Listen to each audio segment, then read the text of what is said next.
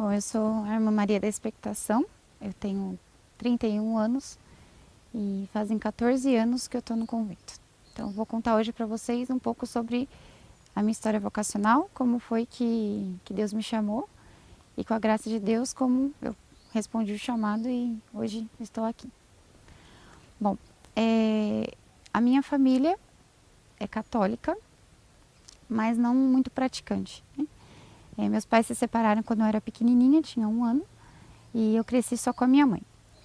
Quando eu tinha 11 anos, minha mãe me colocou na catequese, eu fiz primeira comunhão e depois aos pouquinhos fui me afastando da igreja, eu ia de vez em quando, algum domingo sim, alguns domingos não, e assim fui crescendo. Quando eu completei 15 anos, como toda adolescente, eu já tinha conhecido bastante coisa do mundo, e eu passei por uma certa crise na minha adolescência, e onde eu comecei a perceber que as coisas faltavam sentido mais profundo. Então eu já tinha vivido muita coisa, mas eu achava que a vida tinha que ter algo a mais do que aquilo, não podia ser só isso, né, a vida. Por mais que o mundo oferecesse muitas coisas, me parecia que faltava um sentido mais profundo, maior. Então, foi uma época que eu estava muito triste e eu comecei a fazer crisma, já era o terceiro ano que eu estava tentando começar a fazer crisma. E desde o começo na crisma nos tinham avisado que tinha 3 retiros que a gente não podia deixar de fazer, né? A gente tinha que fazer sim ou sim, senão a gente não se crismava. Então, eu via que o pessoal da igreja tinha uma alegria diferente da que eu tinha. Quando eu estava com os meus amigos, com as coisas do mundo, a gente tinha uma alegria, mas era muito passageira, né? Uma alegria que não preenchia a alma. Depois que muitas vezes passava as alegrias mundanas, eu sentia um vazio, uma tristeza que eu não sabia explicar, né? Então, como eu estava nesse momento, né, da minha vida de certa crise, então eu comecei a prestar atenção por que as pessoas da igreja, os jovens da crisma, né, meus catequistas eram muito jovens, por que eles eram felizes? Eu queria entender como que eles gostavam de ir para a igreja, né, porque eu queria gostar de ir para a igreja, mas eu não conseguia gostar. Às vezes eu ia para a missa e eu não conseguia entender direito o que o padre falava, ou eu sentia sono. Então, eu não conseguia entender como podia ser que os jovens gostassem tanto de ir para a igreja, né? Então, quando eu fui fazer esse retiro da crisma, que era obrigatório, eu fui disposta a fazer o que tivesse que fazer para poder encontrar aquela alegria que tinha os meus catequistas, que tinham jovens que iam para a igreja.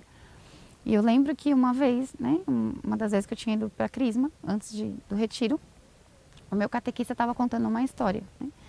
Perguntaram para ele por que ele não ia, não aproveitava a vida primeiro, e depois, quando ele tivesse mais velho, ele não ia para a igreja servir a Deus. E eu, nesse momento, fiquei em silêncio, porque de algum modo eu acho que eu pensava igual, né? E o meu catequista respondeu para essa pessoa que para Deus a gente dava o que a gente tinha de melhor, e não o resto. Então essa frase me marcou, eu fiquei pensando nisso, né? O que será que eu estou dando para Deus, né? Porque realmente eu não estava dando nada, né? Nada que realmente fosse bom para que eu pudesse dizer que eu estava entregando alguma coisa a Deus. E isso ficou marcado, né? Então, quando eu fui fazer esse retiro, eu fui disposta a dar o que tivesse que dar para encontrar aquela alegria que eles tinham, que eu queria também ter aquela alegria que eu via que era verdadeira, mas eu não conseguia encontrar. Então, na primeira palestra desse retiro, né, foi um retiro de Pentecostes, o pregador do retiro falou que ele pregou contra o espiritismo, né? E até então eu acreditava muito na doutrina espírita, porque a minha mãe algumas vezes, né, tinha frequentado, eu tinha lido muitos livros. Então, ainda que eu não frequentasse, eu acreditava muito, né, na reencarnação, por mais que eu estava indo na igreja, né, para fazer a crisma. Então, ele leu uma passagem de Deuteronômio, que fala que Deus abomina o espiritismo. E com essa passagem, para mim, foi suficiente para que eu não acreditasse mais, né? Então, tudo aquilo que eu acreditava de uma doutrina que era contrária à doutrina católica. Então, a partir daquele momento, eu já não acreditei mais.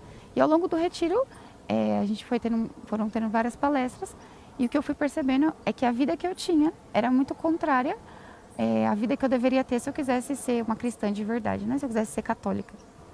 Então, eu fui rezando muito, e depois no final desse retiro, eu me lembro que o que eu pedi muito a Jesus Cristo é que me desse a graça de perseverar quando eu saísse dali. Porque eu sabia que a vida que eu tinha, minhas amizades, a minha família, ninguém era tão católico, né, para que eu pudesse encontrar um apoio para conseguir ser fiel à igreja. Então, eu fiz um propósito que daquele final de semana para frente eu nunca mais ia faltar na missa no domingo, né? Não importasse o que acontecesse, eu nunca mais ia faltar. Realmente eu estava disposta a levar uma vida diferente e deixar, né, toda a minha vida de pecado. E eu lembro que nesse retiro teve uma dinâmica que no final, né, do retiro a gente ia lá para fora, era de noite, no último dia, e tinha uma fogueira, né? E a gente tinha um pedaço de carvão na mão. E a gente tinha que colocar esse carvão na fogueira, né? E nesse momento, o rapaz que estava conduzindo o momento, ele afastou um dos carvões da fogueira e falou que se a gente se afastasse do fogo, a gente ia queimar um pouco, mas a gente ia esfriar. Mas se a gente permanecesse na fogueira, permanecesse no fogo, a gente ia queimar sempre. E isso para mim foi a resposta do que eu interiormente estava me perguntando. Como eu ia fazer para perseverar depois que eu saísse dali, porque o retiro ia acabar e eu tinha que perseverar, né? Mas eu sabia que as tentações iam ser muito difíceis e muito fortes no mundo. Então, aí eu entendi, né? Quando ele falou que esse fogo era a igreja e que a gente não podia se afastar da igreja, então foi aí que eu entendi que se eu me afastasse da igreja de novo, eu ia me esfriar, né? ia acabar perdendo aquela graça que eu tinha recebido da conversão naquele retiro. Então, quando eu saí daí, né, voltei para casa, eu acho que eu ainda estava em estado de choque, né, porque a mudança interior, né, daquilo que Deus me falou nesse retiro foi muito forte para mim. Então, eu comecei a ver as minhas amizades, né, na escola. Eu estava já no segundo ano do ensino médio e a turma que a gente tinha, né, na mesma da escola era desde a quinta série, né, então a gente já tinha muita amizade entre o pessoal da escola. E eu ainda que sempre procurei fazer lição, mas eu gostava mais de ficar com a turma da bagunça, né? Então, para mim era difícil trocar tudo isso, mas eu fui percebendo que se eu quisesse ser fiel àquele propósito que eu tinha feito, né, de ser fiel a Jesus Cristo, eu ia ter que trocar minhas amizades, eu ia ter que fazer escolhas, né? Não ia dar para continuar com esse propósito que eu tinha feito e com tudo aquilo que eu tinha. Então, aos poucos eu fui trocando, né, as minhas amizades, fui também me afastando das coisas que eu via que não me levavam a Deus. Comecei a ir na missa todos os domingos, comecei a fazer mais amizade com a turma da Crisma, com o pessoal da igreja. E eu tenho uma prima, que é freira também, da mesma congregação que eu faço parte. Hoje ela é missionária na Espanha, contemplativa. E ela tinha entrado no convento há 1 ano, né? Tinha entrado com 15 anos. E eu lembro que quando ela foi me contar que ela tinha entrado no convento, eu estava no intervalo do colégio com meus amigos. E logo que ela se converteu, ela começou a falar muito da igreja, de Deus. E como eu não era convertida, eu achava que era um exagero tudo que ela falava, né? Como falava muito de Deus. Então, para mim, de 9 palavras que ela falava, 10 era a igreja, né? Então, é que a gente conversava muito. Então, quando ela foi me contar que ela ia entrar no convento, logo depois que ela saiu, eu lembro que eu falei para meus amigos, eu falei, gente, agora eu tenho certeza que a minha prima ficou louca, né? Porque com 15 anos entrar no convento, né? Nem imaginava eu que no ano seguinte eu ia estar fazendo a mesma coisa. Então, logo que eu voltei desse retiro, né, eu liguei para minha prima, já fazia mais de 1 ano que a gente não se falava, e contei para ela, né, que eu tinha me convertido também, que agora eu entendia por que ela falava tanto da igreja, por que ela falava tanto de Deus. Então, ela era aspirante, né? Então, as aspirantes vão para casa uma vez por mês, e nesse mês, quando ela foi para casa, eu fui para casa dela, e a gente ficou conversando, né? Lembro que esse dia ficamos até as 2 horas da manhã conversando. E eu perguntando do convento, eu queria saber o dia a dia delas, o que elas faziam. Fui perguntando. No mês seguinte, quando ela foi para casa de novo, eu fui de novo, né, para poder conversar com ela. E ela me falou assim, é engraçado quando a gente já sabe quando as coisas vão acontecer. Aí eu perguntei, falei, o que você está querendo dizer com isso? Está querendo dizer que eu vou ser freira? Ela falou, não falei nada. Aí eu falei, não, ser freira não. Porque eu já estou indo para a igreja, olha, para quem não ia para a igreja, quem não ia para a missa, eu já tinha mudado muito, né? Ser freira não. Aí ela não falou nada, me deu o livro de Santa Terezinha, né, para mim ler, e depois voltou para casa. E eu fiquei com o livro de Santa Terezinha, com essa ideia na cabeça, né? Eu ser freira. Eu falei, não, ser freira não. E aí um dia eu estava voltando da escola, estava lendo o livro, e aí eu comecei a pensar na vida do convento, e aquilo me atraiu, né? Aí eu lembro que eu fechei o livro, olhei para fora e comecei a pensar, né? Eu falei, será que Deus quer que eu seja freira? Aí quando eu me perguntei isso, eu falei, nossa, acho que eu vou ter que ser freira. Mas eu não queria pensar muito, né? Ainda para mim era muito forte pensar nisso. Então, aos poucos, né? Isso foi crescendo, esse desejo de seguir a Deus, por mais que eu tinha muito medo, porque eu queria fazer minha faculdade, eu queria ter minha família, sempre quis ter uma filha. Então, era como trocar todos os meus sonhos por uma coisa que eu nunca tinha pensado, ainda mais ser freira. Então, aos poucos, né? Isso foi crescendo dentro de mim. Eu lembro que uma vez eu estava no ponto de ônibus, né? Quando isso da vocação já estava mais insistente. Eu tinha ido no banco para minha mãe depois da escola. E eu voltei, eu estava pensando na vocação, né? E aí eu pensando na vocação, falei, será que eu tenho que ser freira? Eu falei, não. E eu olhei para fora e vi uma freira, uma servidora. Eu estudava ali desde a 5ª série, eu já estava no 2º ano do ensino médio e eu nunca tinha visto uma freira naquele ponto de ônibus. E justo naquele momento que eu estava pensando em ser freira, aquela freira estava ali. Eu falei, não pode ser. Aí eu desci, né? Fui falar com ela. Aí ela falou, eu tô aqui perdida, nunca vim parar nesse ponto. Já faz mais de 2 horas que eu tô aqui, o ônibus não passa. E começou a falar. Aí o ônibus dela passou, ela foi embora e eu fiquei lá, com aquela cara assim, o que essa freira tá fazendo aqui agora? Aí eu falei, não, tá. Aí eu fui pra igreja. Eu falei, não tem que ser freira. Aí eu peguei um jornalzinho, né, da igreja para ler. Aí no jornalzinho estava escrito, o Instituto do Verbo Encarnado, Instituto. Eu falei, Aí joguei o jornal fora. E aí isso foi crescendo dentro de mim. Eu via que algo estava acontecendo, não podia ser. Então fui visitar o convento, né? Já estava bem convencida da vocação. Bom, só que eu não tinha ninguém que me ajudasse, que me acompanhasse, nenhum sacerdote.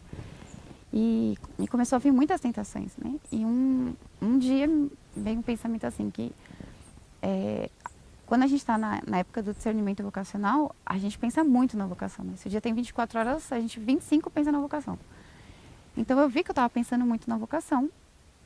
E eu pensei assim, falei, isso de vocação é coisa da nossa cabeça, porque a gente fica pensando 25 horas por dia na vocação, então tudo que acontecer vai ser alguma coisa que Deus está falando.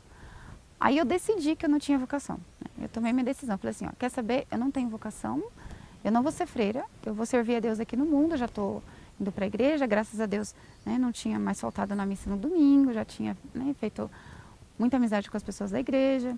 E pensei, bom, então se eu não tenho vocação para a vida religiosa, se é a gente que decide, então eu vou ter vocação para a vida matrimonial.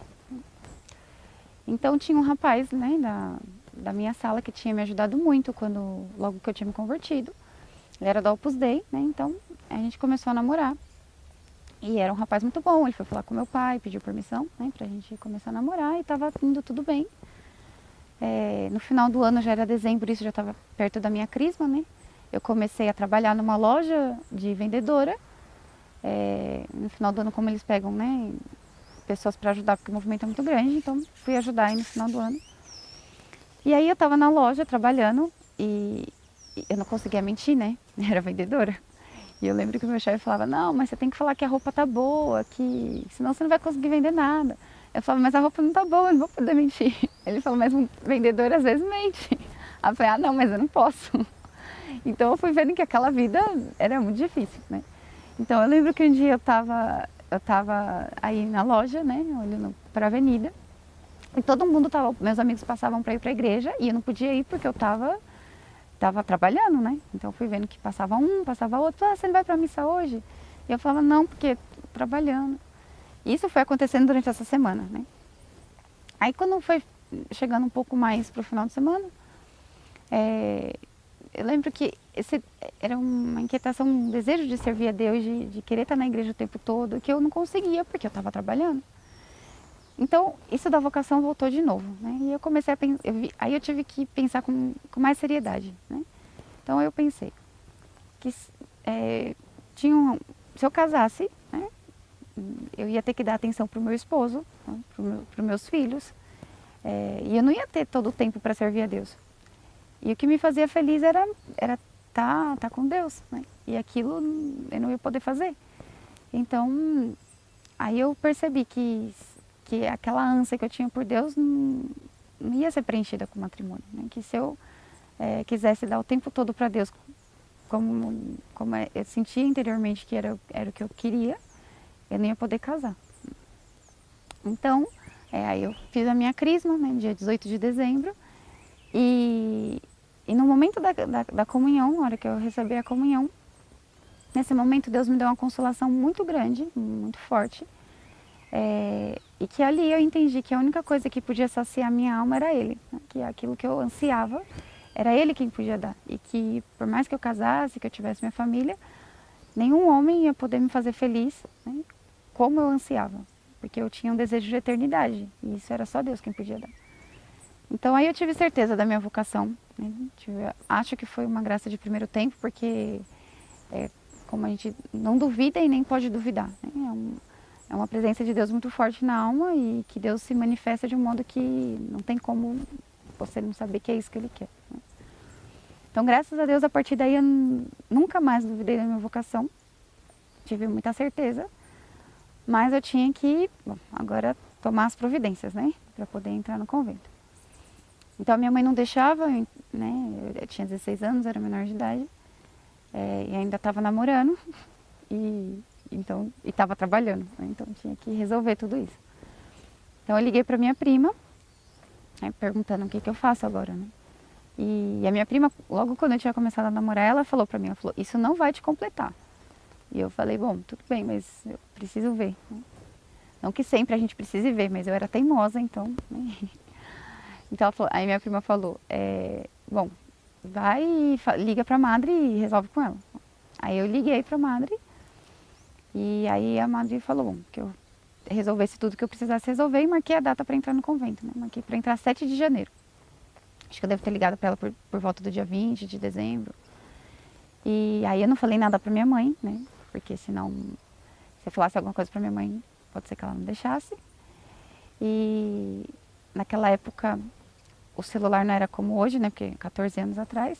Então também não consegui falar com o rapaz que eu namorava para poder terminar. Mas marquei a data. Aí esperei passar o Natal, o Ano Novo. Aí dia 2 de janeiro, né? O rapaz que eu namorava foi na minha casa, porque a gente ia na missa no domingo, sempre íamos juntos, e ele tinha voltado de uma viagem que ele tinha ido fazer com os amigos. E aí eu falei, né, que eu já tinha decidido a vocação, que eu ia entrar no convento, e ia entrar no convento no sábado, né, isso era um domingo, era no próximo sábado, faltava uma semana. Bom, foi muito tranquilo, graças a Deus, né, porque desde o começo eu já tinha muitas inquietações vocacionais, não era novidade isso. Então foi tranquilo. Depois eu tinha que falar com a minha mãe, né? Aí deixei para falar com a minha mãe na segunda-feira. E aí eu falei, bom, mãe, tem uma notícia para dar. E a minha mãe falou o quê? Eu vou entrar no convento sábado. E a minha mãe falou, eu pensei, minha mãe podia falar qualquer coisa, né?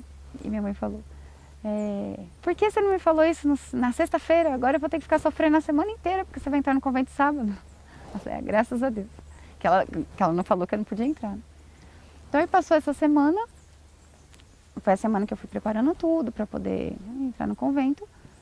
E aí chegou na sexta-feira, eu fui me despedir da minha mãe. A minha mãe estava sofrendo muito, porque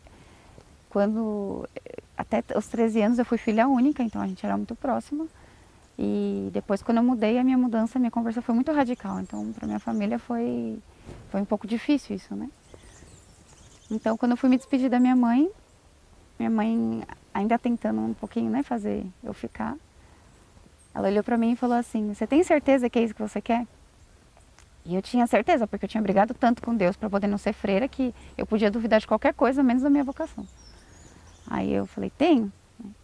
Mas eu tinha muito medo, porque eu pensei: não sei cozinhar, não sei lavar, não sei fazer nada. A Madre vai me mandar embora na semana seguinte. Então eu tinha medo, né? Todos os medos que a gente tem de não perseverar, a vida ser muito difícil. E a minha mãe falou para mim, falou assim: olha, mas se você for, você nunca mais volta aqui. Não porque eu não poderia voltar, né? Tenho certeza que se eu quisesse voltar, minha mãe me receberia de braços abertos, mas na tentativa de fazer com que eu ficasse, né? De fazer algum peso para que eu não fosse. E sem que a minha mãe soubesse, ela foi a pessoa que me deu mais firmeza para não voltar, né? Porque eu olhei bem para ela e falei assim: mãe, eu não vou voltar. E para mim ia ser muito difícil voltar atrás daquilo que eu tinha falado, né? Então isso me ajudou muito a nunca pensar em voltar atrás. Eu pensei: o convento pode ser muito difícil, mas vai ser muito mais difícil, eu pensava comigo, né? Eu voltar, porque agora eu não posso voltar atrás na palavra que eu dei, né? Então isso me ajudou muito a ser firme na vocação, a nunca olhar para trás, né? E aí, graças a Deus, no dia 7 de janeiro de 2006, né, eu entrei no convento, meu pai me levou. E graças a Deus, desde então, desde aquele dia que eu recebi a comunhão, que eu decidi a vocação, eu nunca duvidei da vocação, né? Graças a Deus também nunca mais faltei na missa no domingo, depois daquele exercício, daquele retiro que eu fiz. Então, Deus sempre foi muito bom, né, comigo, sempre me deu a graça da perseverança e muita firmeza, né, na vocação. Bom, então, para vocês que ainda estão em discernimento vocacional, ainda estão passando por esse momento, eu sei que é difícil, porque a gente, quando está discernindo a vocação, sempre vem muitas inquietações, muitas dúvidas, mas não tem coisa melhor do que cumprir a vontade de Deus, né? Por mais que no momento que a gente tem que responder nos custa muitíssimo, mas depois essa paz, essa alegria, e a mesma alegria da vida, né, de ter correspondido à vontade de Deus, não tem nada que se compare a isso, né? Essa tranquilidade de você saber que você fez aquilo que Deus queria e de que era realmente esse o seu caminho, né? Bom, então rezem muito, peçam a Nossa Senhora, né, que guardem a vocação de vocês, que ajudem a discernir com retidão, a fazer a vontade de Deus, para que, seguindo o caminho que Ele traçou, a gente possa chegar até a eternidade. Ave Maria Puríssima, sem pecado concebida, Nossa Senhora de Lourdes, rogai por nós.